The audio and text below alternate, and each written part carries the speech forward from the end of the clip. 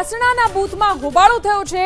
કોંગ્રેસનું બટન દબાતું ન હોવાના આરોપ સાથે હોબાળો થયો। કોંગ્રેસ ઉમેદવાર જિગ્નેશ જોશી વાસણા બૂથ પર જતા જ હોબાળો થયો। તો આ તરફ અમદાવાદની સીએન વિદ્યાલય શાળામાં મતદાન દરમિયાન વિવાદ થયો। સીએન વિદ્યાલયમાં કોંગ્રેસના ઉમેદવાર બૂથમાં બેઠા હોવાનો આરોપ। ઉમેદવારોએ 100 મીટર બૂથથી દૂર બેસવાનો નિયમ છે તેનું ઉલ્લંઘન કર્યાનો આરોપ।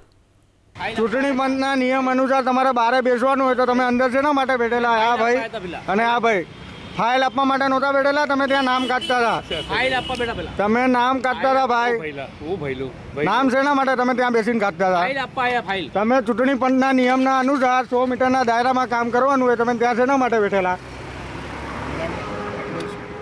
આપણે ભાઈ એ ભાઈ ઓ ભાઈ આપણે એમને અરે ભાઈ આપણા ફાઇલ તો ફાઇલના પ્રોબ્લેમ તમે બહાર આવીને સોલ્વ કરી શકો છો વડીલ। કોઈ અંદર બેઠા અરે ભાઈ પતિ ગયું, આપણે નહીં જવાનું અંદર, હવે તમારે અંદર નહીં જવાનું, આપણે કાયદેસર કામ કરવાનું, નહીં જાવ ભાઈ, ચિંતા ના કરો, નહીં નહીં જાય બરાબર, નહીં જતા બેસી આપણે નહીં જવાનું। હવે ના જતા।